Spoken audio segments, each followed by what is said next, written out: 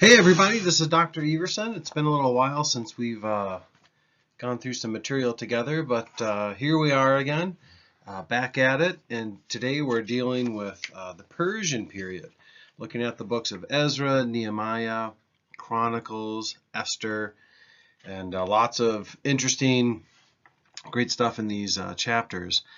I thought it might be good to start with a non-biblical source to sort of set the stage for what we're up to. And the image that you see there on your screen is called the Cyrus cylinder, and it's something they dug out of the earth. You can see the cuneiform writing on it, which is made with by pressing wedges into clay. And this would have been a public monument for people to look at. Not that everybody read, but people would talk about it. It would be read for them. Anywho, Cyrus of Persia and the return from exile.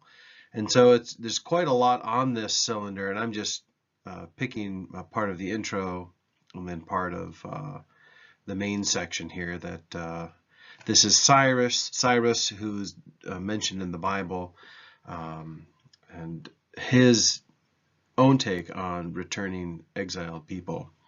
I am Cyrus, king of the world, great king, mighty king, king of Babylon, king of Sumer and Akkad, king of the four quarters, son of Cambyses, great king, king of Anshan, grandson of Cyrus, great king, king of Anshan, descendant of Tispes, great king, king of Anshan, of an eternal line of kingship, whose rule Bel, that is Marduk, and Nabu love, whose kingship they desire for their heart's pleasure. Okay, well, that's the intro. He's the best king ever in his own thinking. He describes what he has been up to. I'll read again. I returned the images of the gods to the sacred centers on the other side of the Tigris, whose sanctuaries had been abandoned for a long time, and I let them dwell in eternal abodes. I gathered all their inhabitants and returned to them their dwellings. In addition, at the command of Marduk, the great lord, I settled in their habitations in pleasing abodes the gods of Sumer and Akkad, who Nabonidus, to the anger of the lords of the gods, had brought into Babylon. Cyrus describes how he allows religions to return to where they came from, and how he allows people to return where they came from. The Assyrians and the Babylonians before him, one of the ways that they would rule over the people would be to carry off the ruling class, the people with power, carry them off into the conquering homeland, into exile. And that way, the lands that had been conquered were easier to rule. It's sort of a divide and conquer mentality. And the northern tribes had been destroyed by the Assyrians, or they were not allowed to live as a community, and so their culture simply ceased to exist.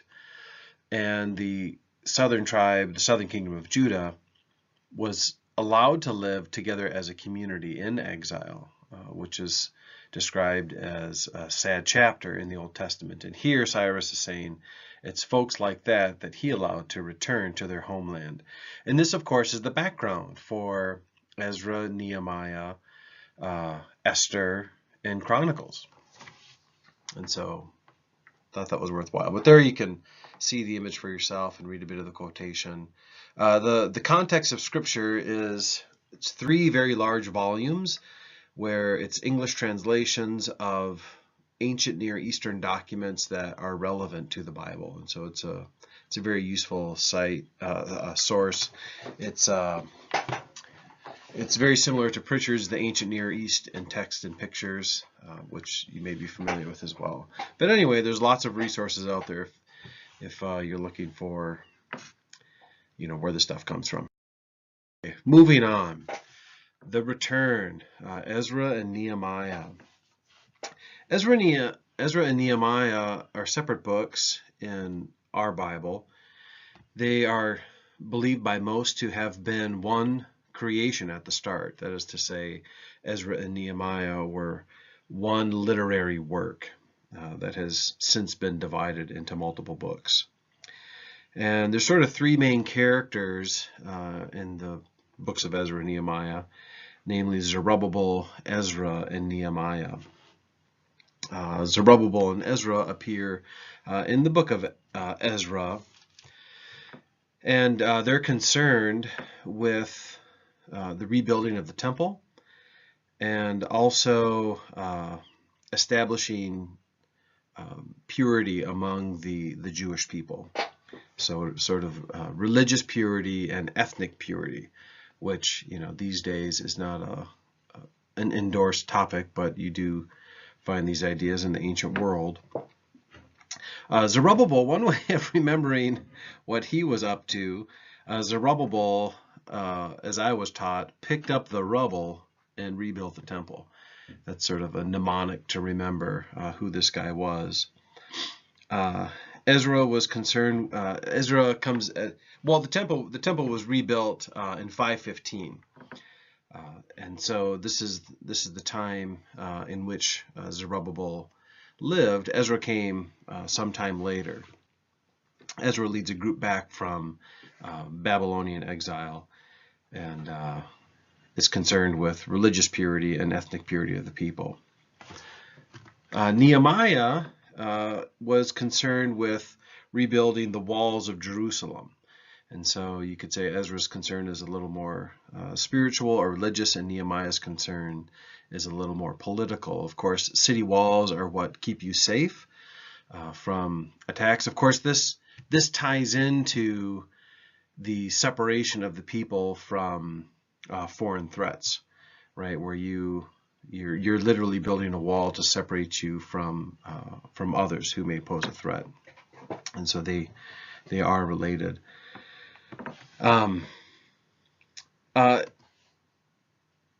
Yeah, there are some folks who wanted to remain in Babylon, or Babylonia, I should say. Now, if you think about it, the first deportation was in 597. The temple was destroyed in 586, and that was the main deportation.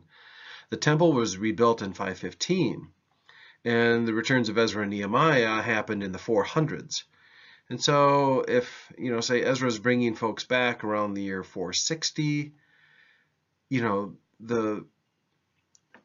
some people, I mean, the exile happened over 100 years before that. And so you would have some people who all they knew, or about 100 years before that, all they knew was life in Mesopotamia. That was their home, right? It's like, though, you know, Everson, I guess, you know, I've got ancestors from Norway and Sweden and Germany, you know, and my wife has, you know, Dutch and Scot-Irish, and I mean, you know, like many folks, we're sort of a hodgepodge in a way.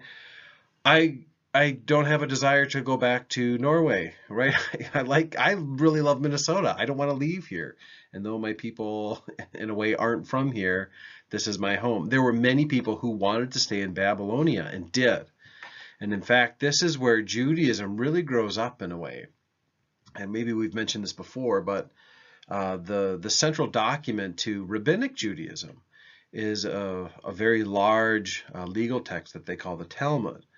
And it's more than just law, but it centers on law, and it includes lots of other things, including sort of wisdom literature and folklore and all sorts of stuff.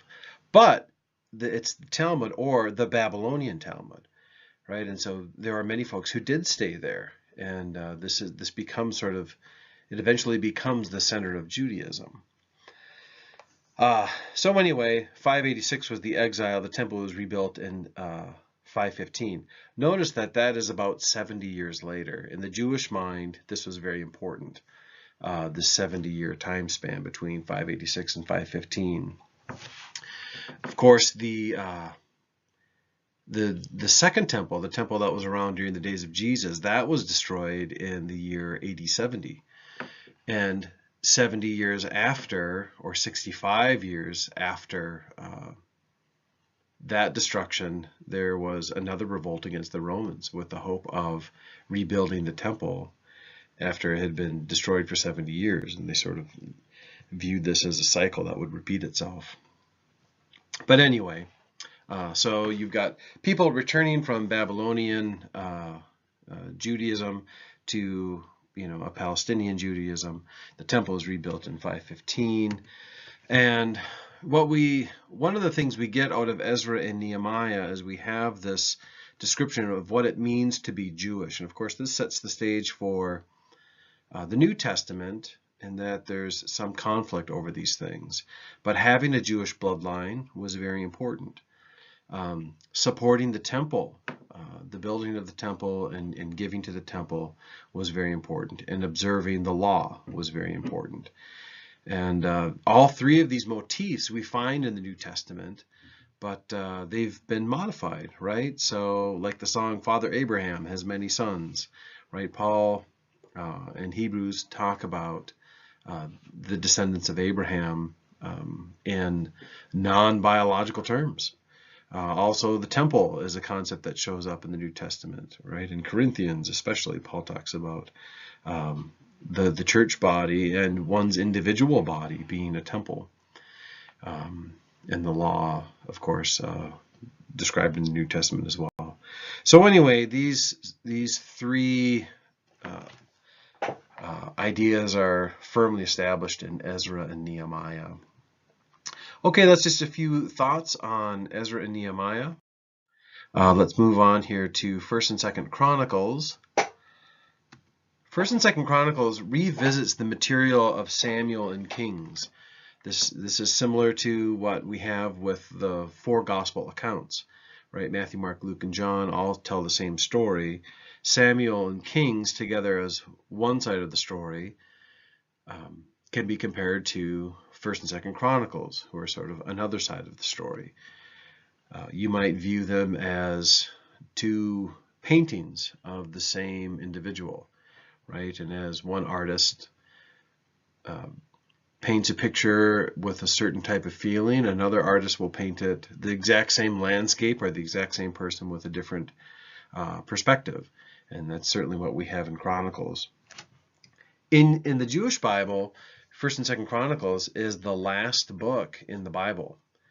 And so the Jewish Bible ends in a very positive way. The last bit of Chronicles is the decree of Cyrus that people should return. And so the Jewish Bible ends with these high hopes of this great return. The New Testament canon ends with Malachi, right, where it's talking about the coming day of the Lord and how Ezra is going to return. Ezra, not Ezra. The great day of the Lord and how Elijah is going to return. That's very different than Chronicles. Of course, you turn the page after Malachi, and then you come to the birth of Jesus. So anyway, we're revisiting the same material. It's looking forward to a new day and age after a very dark chapter in Israel's history. 1st and 2nd Chronicles has a priestly interest. If you read through Chronicles, as you're supposed to this week, it begins, and this is tough. This is tough reading.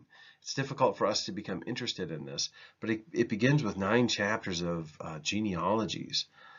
So and so was the father of so and so, and numbers are given and years are given, and it's difficult. It's like reading a phone book for us. We don't enjoy this sort of thing. This is how the book begins. If you dissect and analyze the names and the families that are described in those chapters, you'll see that it focuses on David's family, the tribe of Benjamin, and it also focuses on the priestly families.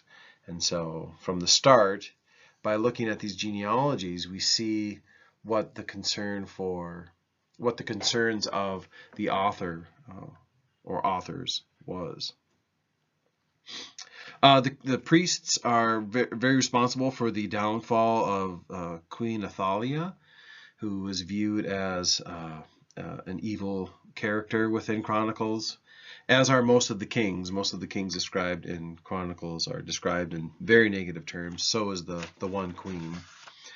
Jeroboam is condemned in Chronicles because of the sacrifices being done in the wrong places, namely in the north. In Chronicles, we see a great deal of interest in the temple. Right, there's a large focus on the temple in 1st and 2nd Chronicles. Right, David is described as making plans for the temple, getting the stage set. This is additional material to what's in Samuel and Kings. And the temple, of course, is very important in the Jewish mind, where it's a link to the past and it's a hope for the future, and it's at the center of Jewish culture. And so. And this is, you see this across all forms of Judaism, maybe except for Christianity, right? So if you look at the Essenes or the Sadducees or the Pharisees, or later on Rabbinic Judaism, people were very, very concerned about the temple. And so this reflects a priestly interest in 1st and 2nd Chronicles. Let me say one side comment here on the term Judaism.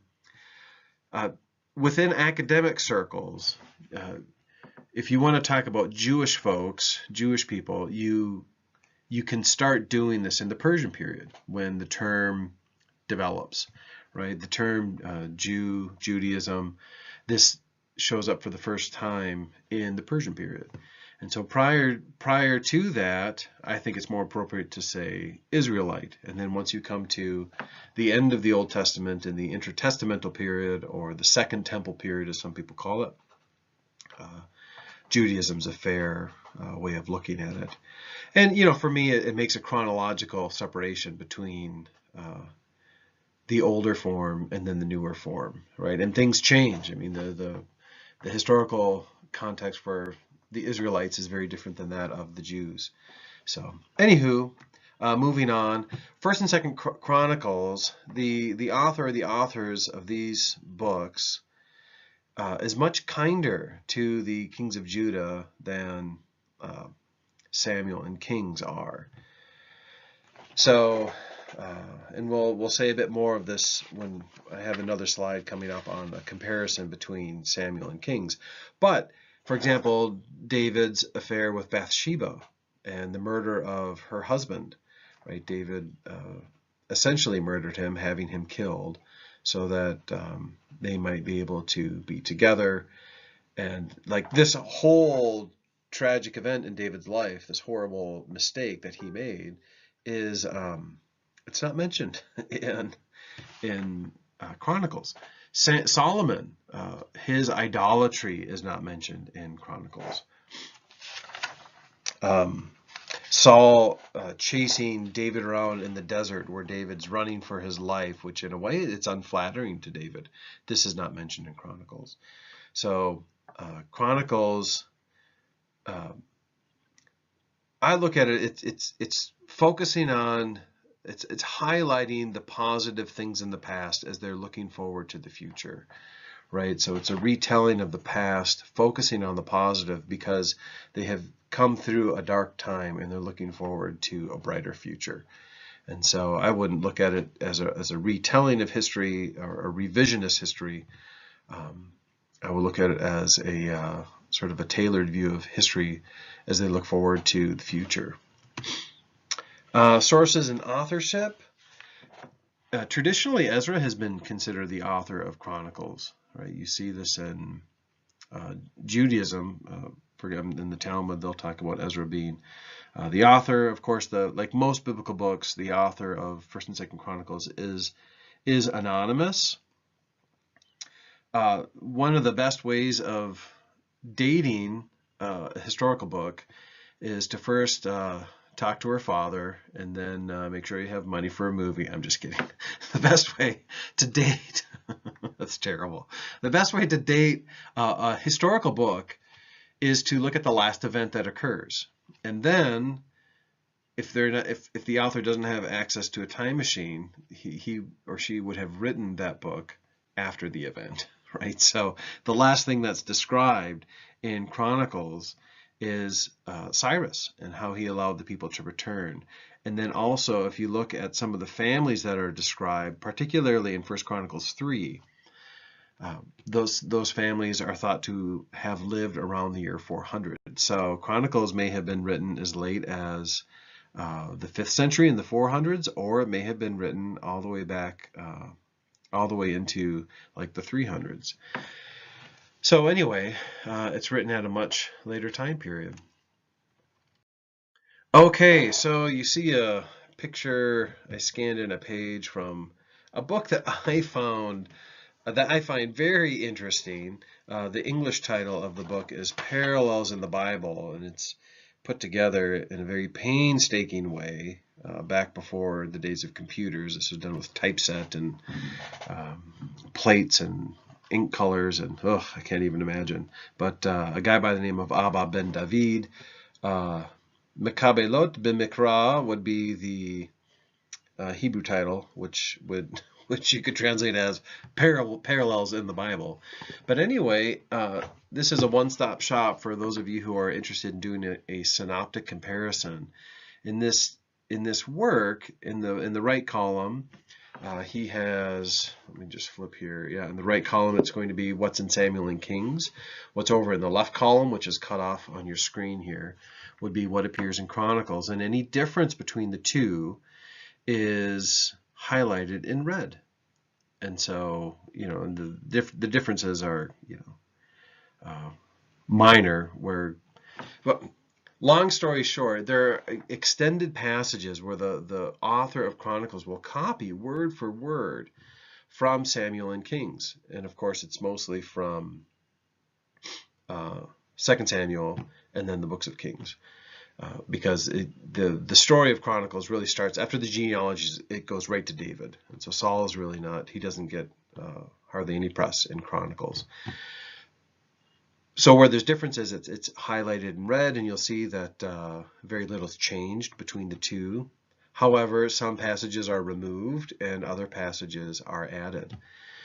And in comparing the two, just like comparing Matthew, Mark, Luke, and John, you can see very well the what's important to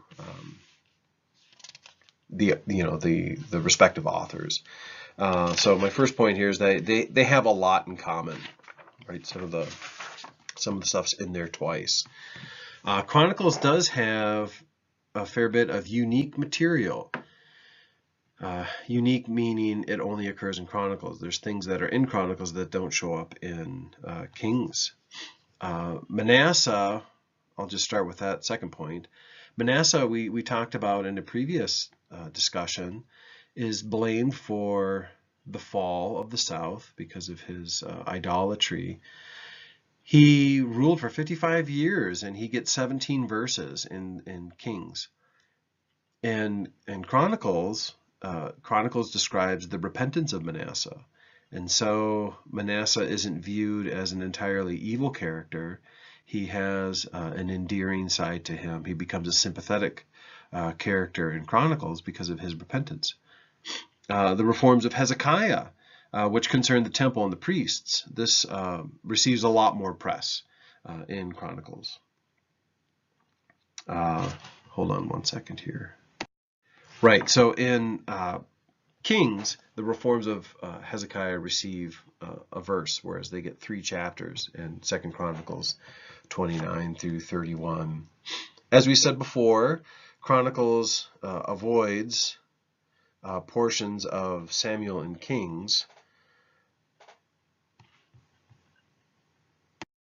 Right, and that first point really should be up in the previous section, right? That's unique material. The genealogies found in Chronicles are an addition that you don't find in Samuel and Kings. Bathsheba, as we mentioned before, the story of David's adultery and murder is not mentioned in Chronicles. Solomon's errors are not discussed in Chronicles. Right, so if you look and so I'll just read a little bit here. First Kings 11, 9 through 13 reads, "And the Lord was angry with Solomon because his heart turned away from the Lord, the God of Israel, who had appeared to him twice, and had commanded him concerning this thing, that he should not go after other gods. But he did not keep what the Lord commanded. Therefore the Lord said to Solomon, since this has been your practice, and you have not kept my covenant, my statutes, that I have commanded you, I will surely tear the kingdom from you, and will give it to your servant. Yet for the sake of David your father, I will not do it in your days, but I will tear it out of the hand of your son."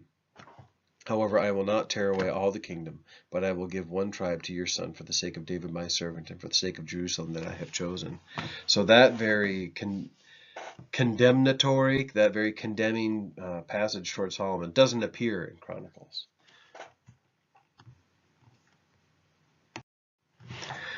And also Saul chasing David around does not appear in Chronicles.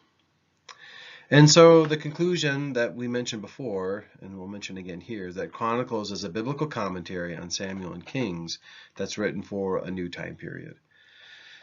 And, to me, it's very encouraging that you have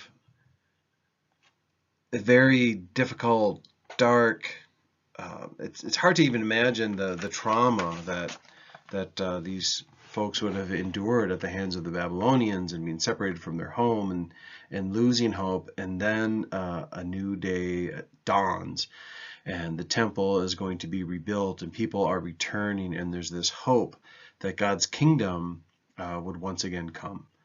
And and this is very much the message of the New Testament.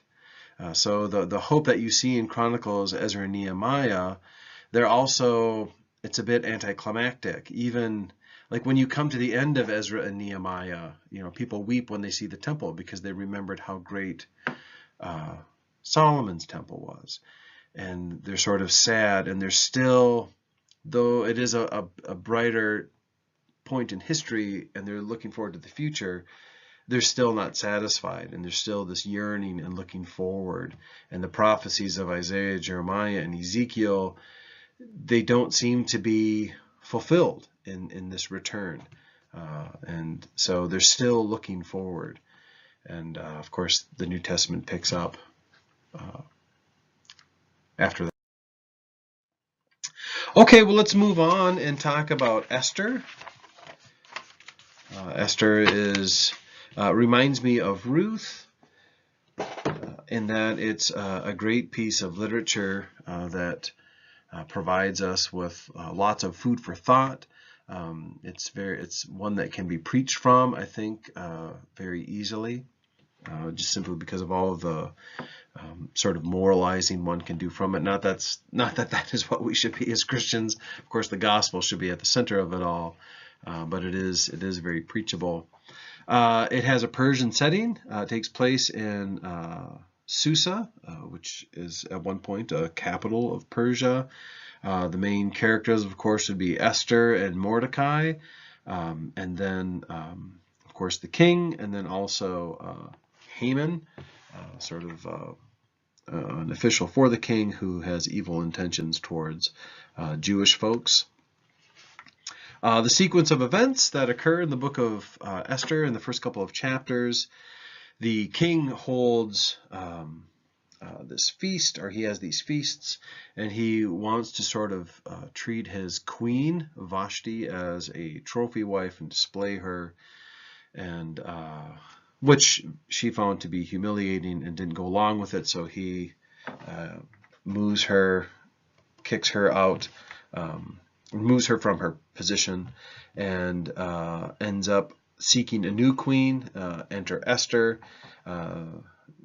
She becomes this beautiful woman who is Jewish, becomes queen. She is hesitant to let the king know that she's Jewish, and so she downplays, hides her Jewish identity. Mordecai overhears a plot to assassinate the king in the second chapter, and he brings us to the attention of the king, and he is viewed as he's sort of put in the king's good graces. Next, as you probably know, there's a gentleman called Haman who requires through law to be treated with the Persians were into, it was sort of a hierarchical culture. The kings were treated with divine rights sometimes, where people would have to worship the king as a god. Not that Haman wanted to be worshipped as a god, but he did want the people to bow before him when they would meet him. Mordecai did not want to do this. Incidentally, this shows up in stories of Alexander the Great as well. Alexander wanted to be worshipped, and he wanted the people to bow when they met him. But his generals, like Seleucus and Ptolemy, they didn't like this, because in the West they don't do that. And also Mordecai, who's more Western, doesn't like to bow before Haman. And as a result, Haman has he learns of Mordecai's Jewish background, and so now Haman has it in for the Jews. So it's sort of an ancient story of anti-Semitism. And he seeks to have the Jewish people destroyed. Just reading here from chapter 3, verse 9. If it please the king, let it be decreed that they, the Jews, be destroyed, and I will pay 10,000 talents of silver into the hands of those who have charge of the king's business, that they may put it into the king's treasuries. And the king goes along with this. Esther and Mordecai seek to save the Jewish people from this coming destruction. And of course, approaching the king without an invitation could be dangerous. So this is a dynamic within the story. Esther approaches the king, even though it could cost her life, and she's willing to die. It's worth the risk. And she has a first banquet for the king. And at the first banquet, she says, wait till you see the second banquet, and I'm going to have something to say to you at that time. And so you have sort of this, the solution has begun, and yet it doesn't all come out right away. You're sort of left wondering what's going to happen. And that's in chapters 4 through 5. In chapter 6, there's this pivotal moment where the king has a dream about Mordecai. He remembers what Mordecai did for him. And there's this ironic shifting of events where Haman was planning on having Mordecai executed. And yet the next day, Haman is required to, after the dream, he's required to honor Mordecai. At the second banquet in chapter 7, well, we have the in chapter 7, you have the second banquet, and the Jewish identity of Esther is revealed. Haman's evil plot is revealed, and Haman is eventually executed on the spike that he had erected, had built for Mordecai. And so he sort of he meets his own evil end in a way. And in chapters 8 through 10, there's a counter decree that goes out that allows the Jewish folks to defend themselves. Like I said, Haman was executed, Haman's family was killed, and then you have the establishment of this festival to remember the good fate of the Jewish people under Esther's care. And Pur is a Jewish word for lot, and the casting of lots occurs early on in Esther, and so this becomes the festival of lots, or Purim in Hebrew. And of course this is celebrated today, which usually involves wearing costumes and consuming, if you're an adult, depending on your sort of Jewish denomination, it involves the consumption of alcohol and a good time. But anyway, that's the basic sequence of events. Some people wonder, why is this in the Bible? Because God's name never occurs, right? God's never mentioned in the book of Esther. book of the, and some people wonder maybe this is why it doesn't appear among the Dead Sea Scrolls. So when they uncover the Dead Sea Scrolls, you find every biblical book represented among those scrolls, and the fragmentary scrolls, most of them are fragmentary, but there is no fragment of Esther. And some people think this could be why, because God is never mentioned. Others say, well, no, it's because of calendar issues in the book of Esther and sort of divisions within Judaism and Esther. Anyway, that's a debated issue, is what I'm saying. So, this is included in the Bible. It's a book of the Bible that never mentions God, right? And God is usually the main character in the books of the Bible. And this is why we like to read the Bible, right? Because we want to understand who God is and understand God's character. And so others say, or I would say, that in the book of Esther we see God at work behind the scenes, right? It's the dream that the king has where he remembers Mordecai, and everything changes because of this dream. It sounds so much like what you see, say, in the Joseph story with the Pharaoh and sort of this impending fate of Joseph and his family being at risk, that it sort of has the hallmarks of a biblical story, but it's written from the human perspective, right? You can sort of look back on it and see how God was at work, but this isn't told from the omniscient narrator who can sort of see the big picture. And so I think in the book of Esther we see God being at work behind the scenes, and it's for this reason that it was included in the Bible, both by Jewish folks and by Christians. Okay, so that's just a few thoughts on the book of Esther. Your textbook does a great job summarizing the academic and theological issues of Ezra, Nehemiah, Chronicles, and Esther. So, and it's the chapters on these are all quite short, so I highly recommend reading through those. In the book of Ezra, we see the first bit of non-Hebrew. Ezra has a fair bit of Aramaic written within it, and I find that interesting. So the Old Testament is sometimes called the Hebrew Bible, and if you want to be specific, you really should call it the Hebrew and Aramaic Bible, because there's Aramaic in Ezra, and Daniel also has Aramaic within it. And so I thought I would do a sort of a survey of languages within Israel, right? Because by the time you get to the New Testament's written in Greek, and so how do we end up there? And then what happens to Christianity after that? So anyway, the oldest texts within the Bible are all written in Hebrew, and it becomes sort of complicated getting into the history of biblical Hebrew. People spoke. There's a whole field of study called comparative Semitics, and people look at languages like Akkadian, and they look at Moabite, and they look at Ugaritic, and they look at all sorts of different Semitic languages, and they seek to reconstruct a history of the Hebrew language. And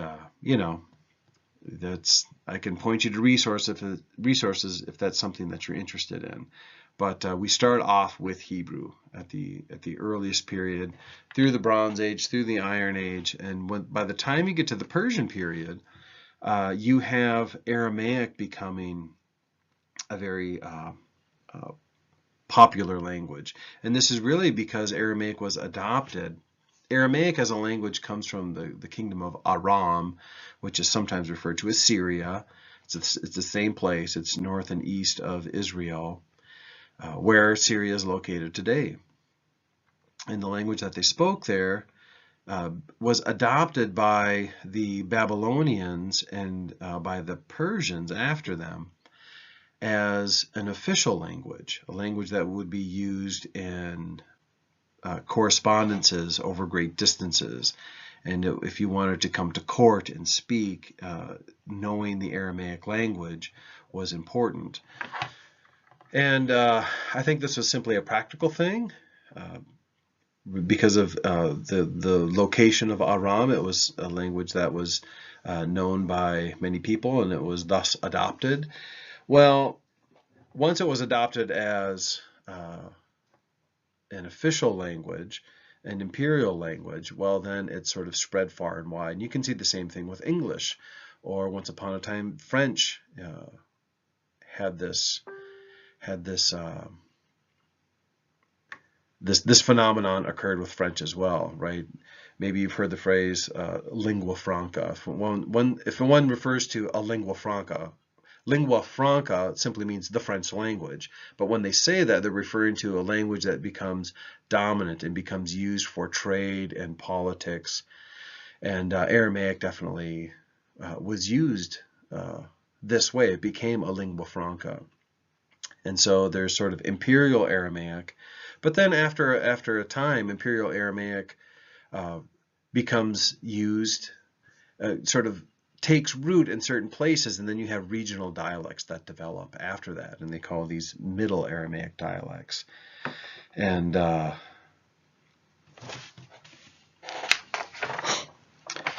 so for Jewish people, after the exile, they were speaking Hebrew and they were speaking Aramaic as well.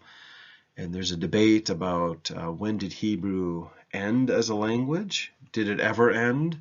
Did it continue on through the days of Jesus? Or other people say Aramaic ceased to be a Jewish language and then it became an Aramaic language. Well, in any case, you have Hebrew phasing out, dying out in some circles, certainly. And you have Jewish Aramaic translations developing.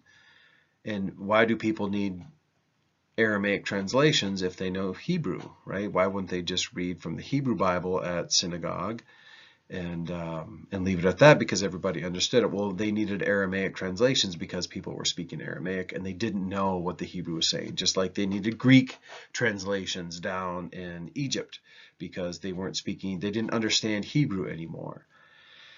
And so for a time, you have sort of Jewish bilingual folks, but then eventually Aramaic takes over.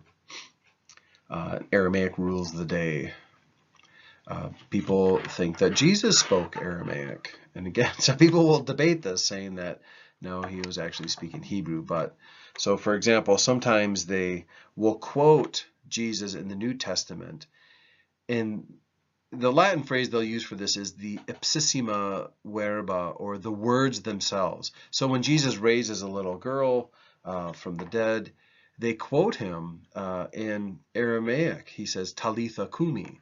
Well, Talitha is the Aramaic word for little girl, and kumi is the feminine imperative to get up, right? And has an E on the end of it because that's the feminine form for the imperative. And so Jesus is quoted speaking Aramaic. Or Aramaic shows up in things like the phrase Maranatha, which means, O come our Lord. Or Hosanna, which is the Aramaic way of saying, save us. So Aramaic wins out. However, another international language became dominant in Israel, and that would be Greek. So by the time of the writing of the New Testament, you have the Greek language becoming dominant. And so the New Testament was written in Greek. And of course, this is because of Greek conquest in the East, right? So the Persians, their empire went east and their empire went west, and they even attacked places like Greece, right? And maybe you've seen the movie 300, or you've heard about the Battle of Marathon or things like this. But the Greeks were attacked by the Persians. And Alexander the Great didn't like that, and he went east to kill Persians, to conquer Persians, and to sort of reclaim their lands from the Persians and to conquer some more along the way. And so the Greek language then spreads as an imperial language, and then eventually you have, just like Aramaic, you have regional dialects that sort of take root, and then you have Jewish people speaking Greek, especially in Egypt, but also elsewhere. And so then we have the New Testament being written in Greek. Eventually down the road, you have Latin becoming the language for Christians in the West, right? So like North Africa would be a Latin-speaking place, or of course, throughout the Roman Empire, the Latin became a common language to be spoken in the western half of the Roman Empire. In the East, they continued to speak Greek, as people still do today, right? So in the East, Greek remained a living language. And then literary languages, let me just say a note on this. Languages die in a sense where they cease to be a living spoken language. But people will use a language in literary circles. So this happens, well, it happened with Aramaic, and it certainly happened with Latin, right? People ceased to speak Latin. The regional Latin dialects, of course, grew into Italian, Spanish, and French, and Portuguese, and other things. The Romance languages. Latin sort of evolved into the Romance languages. But people continued to use Latin in its older form as a literary language, but the language had died. And in this biblical Greek, this happens too, where in a service in a Greek service, they might read from the Greek Bible as a part of their liturgy, but nobody speaks that language anymore, that ancient Koine dialect. And of course, this happens with Hebrew too. Hebrew dies as a language. Nobody speaks biblical Hebrew. I mean, maybe some people can sort of speak biblical Hebrew, but there's not a community that speaks biblical Hebrew. There are folks who speak modern Hebrew, but that's really a different language from biblical Hebrew. And so you have dead languages that are sometimes used as literary languages. Okay, and maybe that's like way too boring. But I find languages very fascinating, and of course they're the first step in trying to understand meaning. And when it comes to the Bible, I think it is worth your time to whatever linguistic tools you get along the way to nurture those and grow those. And there's lots of resources out there that are handy, like playing language games on your phone. I could recommend some vocabulary games on Memrise in particular that are just great. Anywho, hope you're all doing well, and we will talk to you later.